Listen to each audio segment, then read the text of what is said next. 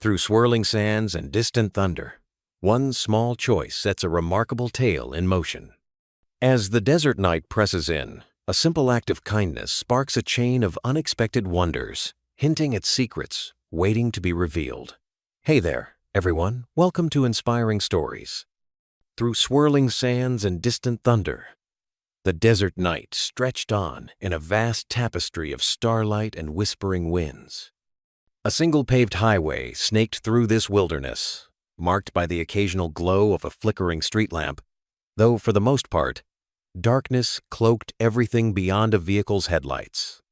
Driving along that deserted road was Samuel, a former high school teacher who had left his job and packed his entire life into a second-hand sedan. He was running from uncertainty as much as he was searching for something new, though he could barely name what that might be.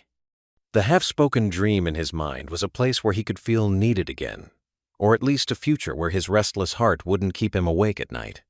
He had been on the highway for hours, the late evening giving way to the kind of midnight calm that felt strangely heavier than daylight. Earlier, he'd glimpsed a bank of distant clouds flickering with lightning, promising a desert storm that could turn roads treacherous in minutes. But he was determined to keep going until he reached Drywood Oasis, a backwater dot on the map that boasted a single all-night diner and a tiny gas station. Gas was low, and his own energy was running on coffee fumes. He wasn't sure when he'd find a safe spot to rest. The radio picked up only static. Every so often, he hummed to break the silence, though the emptiness around him swallowed the sound as soon as it left his lips. Up ahead, his headlights caught a flash of movement. At first, he thought it was an illusion, perhaps a dust devil, or a trick of the light. But the shape resolved into a person, standing near the road with a hand raised. Hitchhiking, Samuel realized. Even in this day and age, common sense said to be cautious. But he still remembered the promise he once made to himself, back when he was a teacher. If there's a genuine call for help, and you have the ability to answer, it's worth risking a little discomfort. With a quick glance around to ensure no hidden threat lurked nearby, he eased off the gas and pulled onto the dusty shoulder. As his headlights illuminated the stranger, a gust of wind kicked up grains of sand, and a stray gust slammed against the car door. The hitchhiker was a man in his late 20s or early 30s, with a slim frame and slightly wind-blown hair that gleamed damply under the minimal light. He carried no suitcase, only a scuffed guitar case slung across his shoulder. His expression lit with cautious relief when Samuel rolled down his window. "Car troubles?" Samuel asked, voice louder than intended to compete with the wind. "Van troubles," the stranger replied. "Broke down about a mile back. The engine just died and my phone's out of juice. Couldn't call for help." "You headed to Drywood Oasis? I'm on my way there right now." "That's perfect. I'm Rowan, by the way." "Samuel, hop in before that storm hits full blast." Rowan climbed in, hugging the guitar case carefully as Samuel pulled back onto the highway. Thunder rumbled in the distance, and a dry fork of lightning danced across the sky, revealing rolling dunes and desert shrubs. Samuel noticed Rowan was wearing a silver ring on his right hand, etched with odd swirling patterns that briefly glinted in the lightning's glare. It was the kind of detail easily overlooked, yet something about the ring's design gave Samuel a momentary pause. He couldn't place why it felt significant. They drove in silence for a few miles, listening to the wind buffet the side of the car. At last, Samuel spoke. So, you a traveling musician?" Rowan nodded. "Yeah. I tour small venues out west. Was on my way to meet a friend in a little desert town. Needed a place to park my van for the night. Maybe strum a tune or two at the local bar if they'll have me. Guess I should have taken that rattling sound under the hood more seriously." Samuel let out a quiet laugh. "I know how that is. My car keeps me guessing too, and we're lucky in a sense. Storms in these parts can get pretty rough. At least we'll be indoors soon." Drywood Oasis eventually came into view as a spread of neon lights in the distance. A single flickering sign proclaimed 24-hour eats, though one of the letters was burnt out. An old gas station sat next to the diner, closed for the night. Samuel parked in a spot near the diner's entrance. Sand swirled around them, plastering the windshield with tiny grains. At the far edge of the parking lot stood a lone street lamp, humming and flickering like it was waging its own battle against the night. They hurried inside, grateful for the sudden warmth. A bell overhead jingled. The interior was nearly empty, save for a waitress behind the counter and a trucker dozing in a corner booth. Rowan headed straight for an outlet to charge his phone, while Samuel slid into a booth. The waitress, whose name tag read Doris, brought them steaming mugs of coffee. They exchanged tired pleasantries. Doris guessed they were traveling, asked if they wanted the nightly special chili fries with an extra side of regrets, and left them to their conversation. During a lull, Rowan fiddled with his guitar case. He didn't open it, but he ran his fingertips along the edges like he was reassuring himself it was still there. Samuel noticed that same ring flashing under the fluorescent lights, the intricate design even clearer now.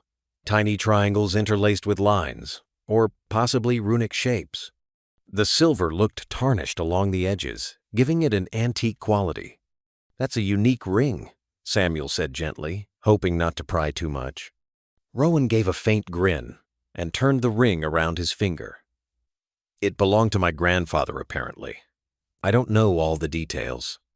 Just that it ties in with a story about this part of the desert, something about hidden murals and folk legends. My friends always talked about it. I figured, why not finally see if there's any truth to it?" "You mean the local desert legends?" asked Samuel. "I know there's this old chapel on the outskirts. When I was planning my cross-country route, I read something about a mural there." Rowan raised his eyebrows, surprised that Samuel seemed aware of local lore. "Yeah, that's the place. A half-buried adobe chapel from decades ago. It's mostly abandoned now, but rumor says the walls inside have paintings that match this ring's design. I'm curious if it's coincidence or if my family was involved in some way. Probably a wild goose chase, but I promised myself I'd check it out." Though the storm outside had intensified, with occasional bursts of lightning illuminating the windows, there was a hush inside the diner. Samuel glanced around, curiosity fueling him. On a whim, he beckoned the waitress over. "Ma'am, do you know anything about a chapel in these parts?" Doris paused, tapping her notepad thoughtfully. "You must mean the old adobe out near the Drywood Wadi. Locals say it's haunted or blessed, depending on who you ask. The roof's half caved in. If you go there, be careful. We get a few travelers poking around, but not many." "Thanks," Rowan said. "I might go have a look tomorrow." Doris shrugged and smiled. "Suit yourself. Just watch out for desert critters, and don't get lost. GPS tends to drop off if you go too far from town." They finished their coffee, paid, and stepped back outside into the swirling sands. The smell of impending rain mingled with the grit in the air. After some negotiation with Doris, who happened to rent out a tiny back room behind the diner, they secured a place for Rowan to stay. Samuel opted to park and sleep in his own car, half out of habit and half out of thriftiness. Before they parted for the night, Rowan paused under the flickering diner sign and gave Samuel a searching look. "I appreciate the ride," he said. "I'd probably still be stranded out there if not for you." Samuel nodded, suddenly aware of how tired he was. "No problem. Maybe we'll check out that chapel together tomorrow? I've got nowhere pressing to be." Rowan hesitated, then smiled. "Sounds good. I'll meet you here in the morning." Despite the storm lashing against the diner walls, the night passed quietly.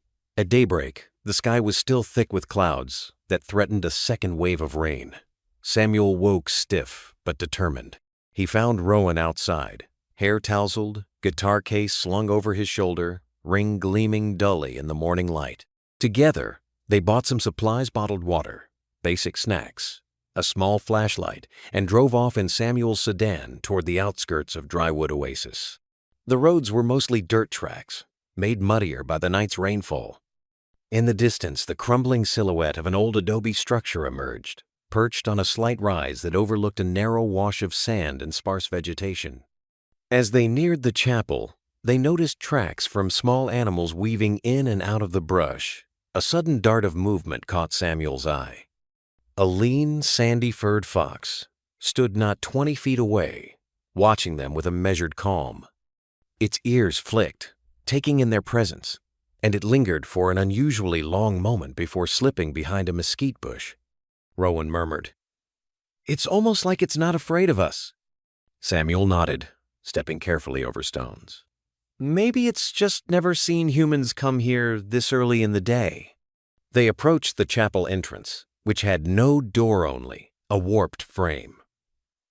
Inside, filtered sunlight revealed a floor strewn with debris, chunks of plaster, fallen wooden beams, bits of broken pottery. In places, the wall paint had peeled away, leaving behind ghostly outlines, but a few stretches of mural were still intact, showing sweeping shapes in faded earth tones. At first glance, Samuel didn't notice anything resembling the ring's design, but Rowan stepped closer to the far corner, shining the flashlight across the surface. There, in the gloom, a pattern of interlocking triangles and swirling lines emerged, eerily similar to the ring's etchings. Rowan lifted his hand, comparing the ring side by side with the mural. "This can't be coincidence," he whispered. "Look, those same carved lines are right here in the paint." He pressed his palm gently against the wall, as though trying to absorb whatever story it held. A breeze whistled through a gap in the roof, stirring dust motes in a lazy swirl. Behind them, the desert fox appeared once more in the open doorway. Its eyes followed them silently, flicking to the ring, then back to Rowan's face, before it trotted away. The moment was oddly charged, like a deep hush draping itself over the scene. Rowan explained in a hushed voice that his grandfather had once owned land out west and had told stories about a hidden code connected to the desert.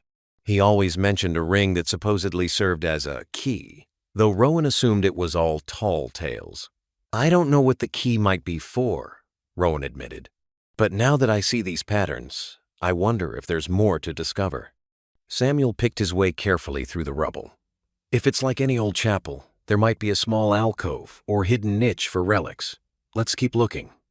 Over the next hour, they combed through each corner of the structure, comparing the ring's design to the worn patterns on the walls. Eventually, they found a portion of the mural half concealed behind a collapsed beam. With effort, they pushed the debris aside, revealing a depiction of a sunrise over stylized desert scenery. Rows of small painted animals adorned the lower border: foxes, coyotes, and birds of prey. At the center of this sunrise was a small recessed shape, like a circular opening about the size of a silver dollar.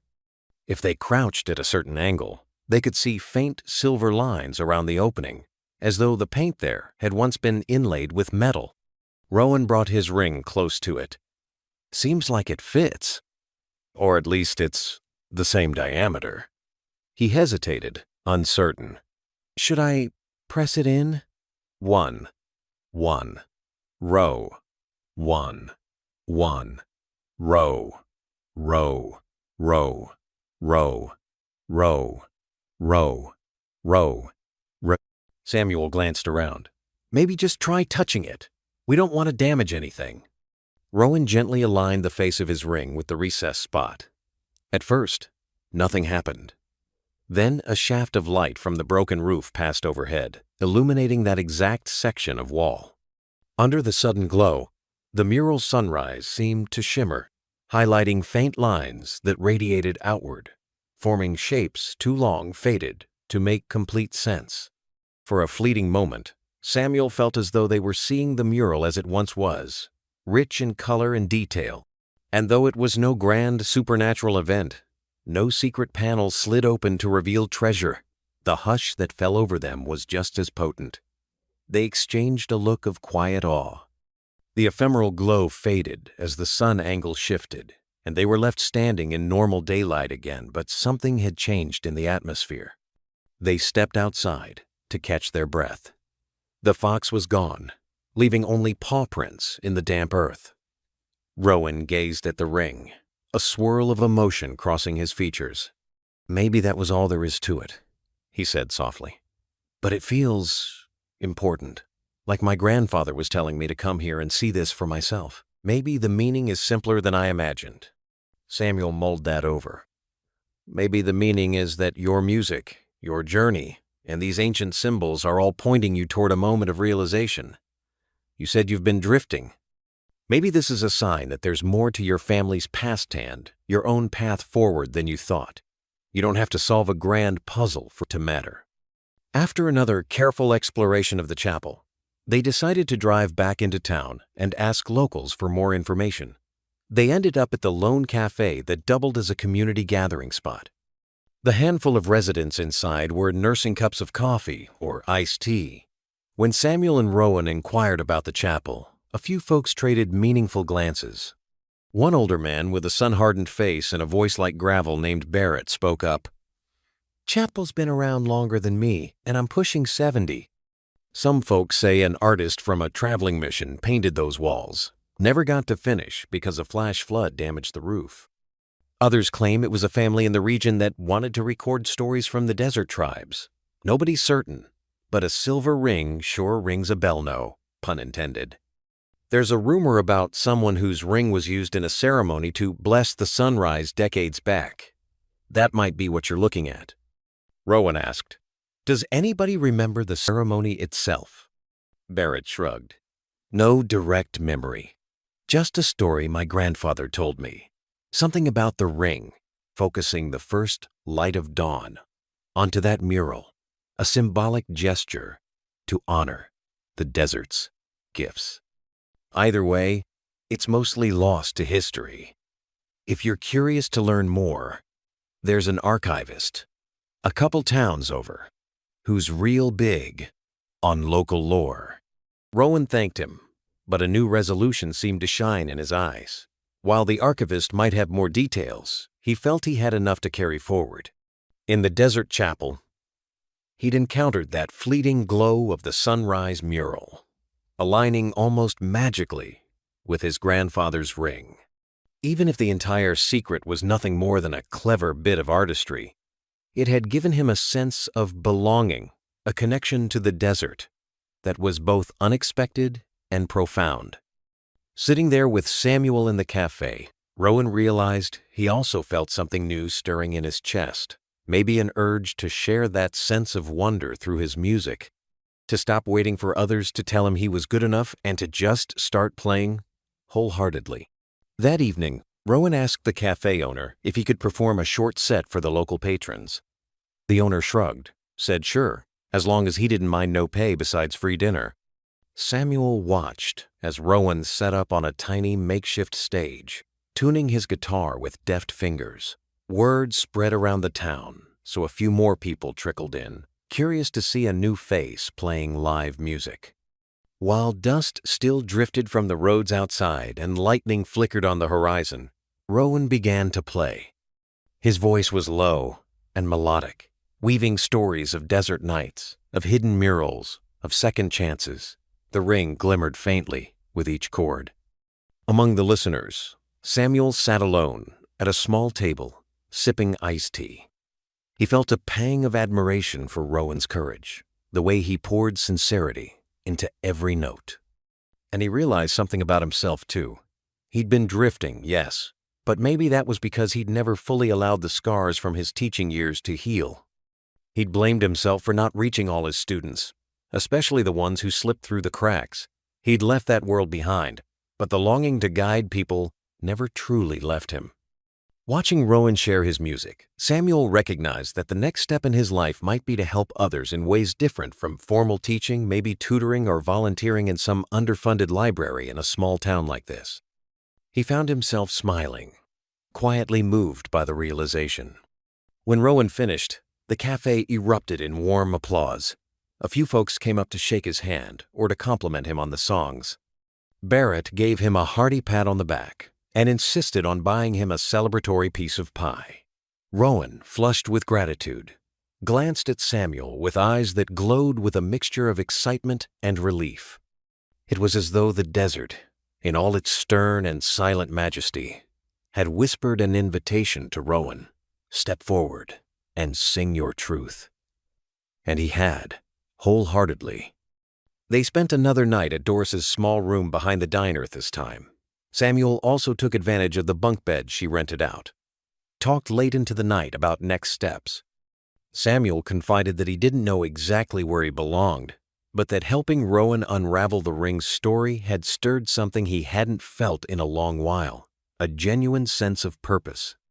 Rowan confided that he wanted to bring a piece of that desert mural's spirit to his music, maybe start a tour that highlighted forgotten corners of the Southwest, telling stories of local legends and inviting people to connect with simpler wonders. Before dawn, the next morning, they decided to head back to the chapel one last time. Something in them both wanted to see if the rising sun would indeed interact with the ring in a more profound way. They arrived just as a line of pale gold broke the horizon. Once again, stepping into the crumbling adobe walls, they found the portion of the mural they had uncovered. Rowan extended his hand, ring aligned with the recessed circle, while Samuel shifted a loose beam to let the dawn light stream in. For a brief moment, that first sunlight caught the ring at just the right angle, and the interior seemed to glow faintly. Rowan's face was bathed in a soft radiance that made him look younger, lighter, at peace. Samuel felt his own worries momentarily slip away. Then the sun rose higher, the angle changed, and the phenomenon ended as gently as it began. Outside, the fox reappeared on a ridge, watching them. It didn't run or even flinch, merely studied them both with curious eyes, as though acknowledging their small morning ritual. Then it bounded off, leaving them alone in the quiet. They returned to the diner, packing up their belongings and preparing to move on. Rowan had decided to stay in Drywood Oasis a few more days, hoping to finish writing a song he'd started the night before. He mentioned wanting to organize a small get-together in the chapel soon, maybe in collaboration with the cafe owner, to bring local folks together for a sunrise concert. Samuel, on the other hand, felt a pull toward the next town, where a couple of small schools needed substitute teachers. He had even scrawled the phone number of a local principal on a napkin. He would give it a shot, see if they needed someone for a few weeks. When it came time for their goodbyes, they both stood by Samuel's car, uncertain how to sum up the strange, transformative days they'd shared. At length, Rowan shook Samuel's hand, and then pulled him into a brief, unguarded hug. The silver ring glinted one last time, as if it too were bidding farewell. "I can't thank you enough," Rowan said quietly. "Not just for the ride, but for everything we uncovered. I think I finally understand what my grandfather wanted me to find out here, and I hope you find your own answers wherever you're headed." Samuel smiled, feeling a swell of affection and respect for the wandering musician. "Keep that ring safe," he said. "It's more than a family heirloom, no. It's a reminder that you've got something worthwhile to share. And if you ever pass through wherever I land, you know where to find me." They parted ways, Rowan staying behind with his guitar, notes for new songs scribbled on pages in the back pocket of his worn jeans. Samuel pulled out of the diner parking lot, navigating back toward the main highway under the brightening sky. He could see the storm clouds from the previous night drifting off to the horizon, leaving behind a crisp, open day. As he drove, he replayed the images in his mind. The old chapel's mural, the flash of sunlight on silver, the fox's steady gaze, the hush of the desert. He felt, for the first time in ages, that he was driving toward a life that might actually fulfill him, rather than away from a past he'd wanted to forget. In the rearview mirror, Drywood Oasis dwindled to a spot of color in the expanse of gold and tan. But Samuel knew that place and the friends he'd made there would stay with him, long after the swirling sands and desert thunder were behind him. Whatever came next, be it another job in a small town or a chance to help someone discover their own hidden mural, he would embrace it with the same spirit that had guided him to stop on that lonely highway. The desert had offered more than a safe haven from the storm. It had opened up a part of him he thought was lost forever. He drove on, letting the warm sunlight flood the car, determined to see where the road might lead him next.